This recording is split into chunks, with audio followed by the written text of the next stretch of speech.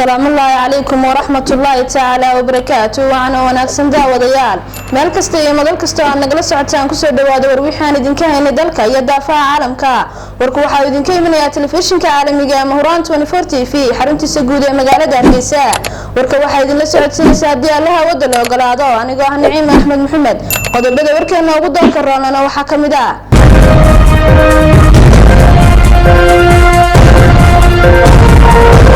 madaxweynaha Soomaaliya oo waraaqaha aqoonsiga ka gudoomay danjiraha dalalka Tanzania iyo Angola.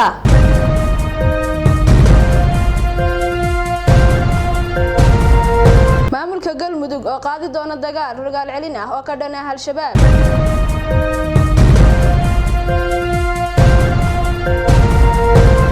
Faarax Cabdiqaadir oo kamid ah xildhibaanada waqtigoodu dhamaaday oo ku baaqay inay cadaalad hesho marxuumad Ikraan Tahliil.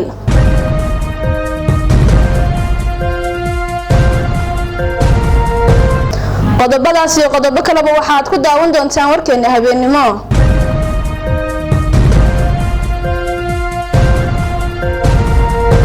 madaxweynaha Soomaaliya oo waraaqaha aqoonsiga ka gudoomay danjiraha dalalka Tanzania iyo Angola. faafahinta qodobareedkeenaasna waxayna haysan Nashaad Cabdidhamaac. madaxweynaha uu muddaxileedkiisu dhamaaday Maxamed Cabdullaahi Farmaajo ayaa munaasabad ku qabsantay madaxtooyada qaranka waxa uu kaga gudoomay waraaqaha aqoonsiga danjirnimo ee safaaradda dalka Tanzania Dr. Johan iyo Angola. danjiraha Jamhuuriyadda Tanzania Johan ayaa madaxweynaha la wadaagay fariin iyo salaan uu uga siday madaxweynaha dalkiisa Marwo Saamiya Xasan taasoo ku aadan xiriirka soo jireenka ah ee ka dhexeeya labada dal. madaxweynaha ayaa u rajeeyay Johan inuu ku guuleysto gudashada waajibaadka loo igmaday doorka uu ka qaadan karo xoojinta xiriirka walaaltinimo ee ka dhexeeya Soomaaliya iyo Tanzania. dhankiisa kale danjiraha cusub ee Jamhuuriyadda Angola ayaa soo bandhigay sida ay uga go'an tahay adkeynta xiriirka ka dhexeeya Soomaaliya iyo dalkiisa gaar ahaan dhinacyada iskaashiga dhaqaalaha, maalgashiga, diblomaasiyadda iyo isu socodka, isagoo uga mahad celiyay shacabka iyo dowladda Soomaaliya si ay u soo dhaweysay. Maxamed Cabdullaahi Farmaajo ayaa la wadaagay danjiraha cusub ee dalka Angola sida ay uga go'an tahay dowladda federaalka Soomaaliya xoojinta xiriirka ku saleysan iskaashiga danwadaag iyo saaxiibtinimada ee la leedahay dalalka qaaradda Afrika. Nashaad Cabdidhamaac, Nashaad Barati, telefishinka Mahuraan, Soomaaliya. galmudug oo qaadi doonta dagaal rogaal celin ah oo ka dhan ah al-shabaab.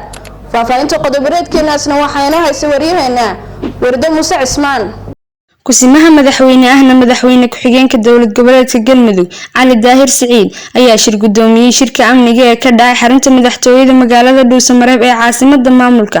shirkan ay ka soo qayb galeen qaybaha kala duwan ee ciidamada qalabka sida booliska, nabad sugidda iyo kuwa midowga Afrika ee AMISOM ayaa waxaa diiradda lagu saaray sugidda amniga iyo howlgalo rogaal celin ah oo lagu qaadi doono al-shabaab.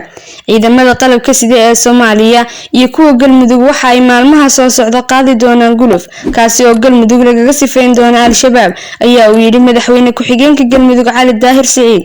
madaxweynaha ayaa sidoo kale u mahad celiyay madaxweynaha Puntland Siciid Dani oo xilli loo baahnaa garab istaagay galmudug. waxa uu intaasi ku daray in galmudug iyo Puntland iska kaashan doonaan la dagaalanka al-shabaab. Warda Muuse Cismaan, wararka Mahuraan 24 TV. Faarax Cabdiqaadir oo kamid ah xildhibaanada waqtigoodu dhamaaday ayaa ku baaqay inay cadaalad hesho marxuumad Ikraan Tahliil. faafahinta qodobareedkeenaasna waxayna haysan waryaheena Ikraan Aadan Qoslaaye. xildhibaan Faarax Cabdiqaadir oo kamid ah xildhibaanada waqtigu ka dhamaaday ee golaha shacabka baarlamaanka Soomaaliya ayaa ku baaqay in baaritaan madax bannaan lagu sameeyo kiiska sarkaalnimo ka tirsanaa Ikraan Tahliil oo dowladda federaalku ay sheegtay inay dileen al-shabaab iyaguna ay beeniyeen. Faarax Cabdiqaadir ayaa wax lala yaabo ku tilmaamay in kiiska gabadhan ay iska bari yeelaan al-shabaab iyo dowladii ay u shaqeynaysay, waxaana uu carabka ku adkeeyay inay waajibtay inay cadaalad hesho gabadhani.